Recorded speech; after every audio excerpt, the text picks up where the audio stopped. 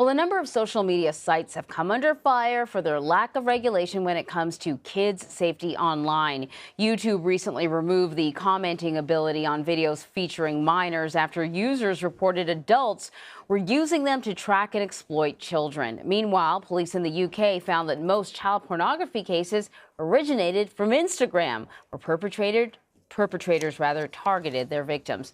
So joining me now from Arlington, Virginia is Axios media reporter Sarah Fisher. So Sarah, this hits me really close to home because I have an 8-year-old daughter who's on YouTube all the time. And so I totally get it. And there's only so much monitoring you can do without sort of watching everything that she's watching every second of the day. So, you know, there has been sort of a long list of headlines this past week about children and online safety. Why are we seeing these child safety issues coming up now?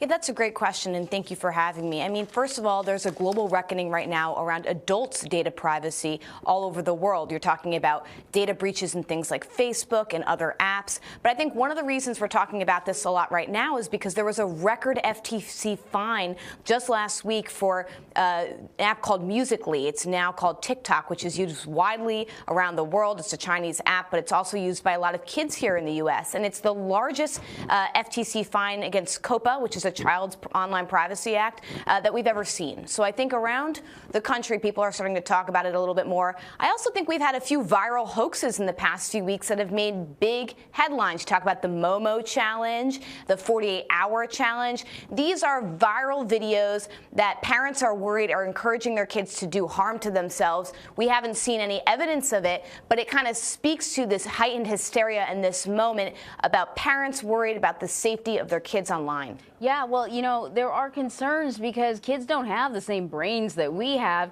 And we already know that some of these sites are kind of engineered to be attractive and addictive for us, for adults. I can't imagine the impact on children and their development.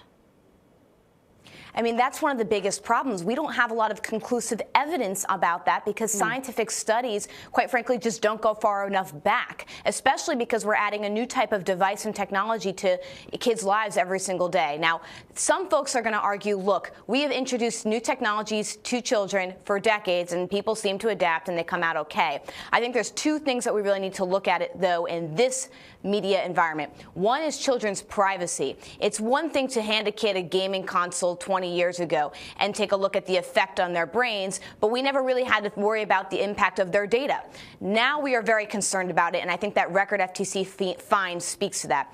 The other is the consequences of algorithmically distributed content. There have been a lot of reports about what it means for content to be reaching children when they're not opting into it. It's just something that's, quite frankly, showing up on their feed, and what that means for addiction and content and what that means for exposure. We don't have good studies and data that show what algorithmic content is doing to young children, and I think because of that, parents are getting worried and they want to sign their kids up for more vetted content experiences. Yeah, that's so true. I mean, when I started to hear about the Momo challenge, you know, of course I went into sort of YouTube to make sure that we have sort of all the blocks on there and all that sort of thing, but also, you know, we have Netflix, and I suggested to her maybe watch some stuff on Netflix, and I started to look for other platforms that are specifically for children that I felt were well vetted and that were geared towards education, maybe, you know, something that I felt would be of a better level. But you point out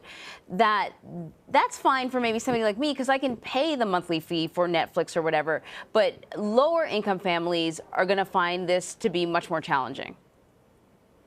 That's absolutely right, and it's a big problem. Now, you have regulators who understand this, and they're saying, look, what we're going to try to do is relax some of the broadcast rules on, you know, channels like PBS or what have you, so that they can create content that's going to be more appealing to kids, but it can also be accessible to a low household income family.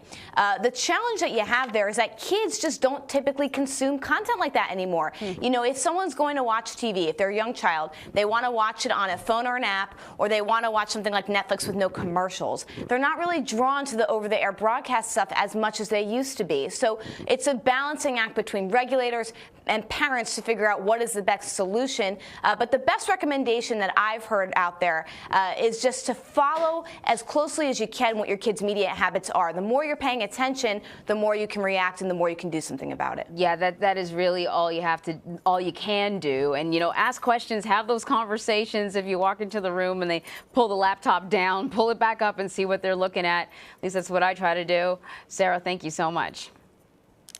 Thank you.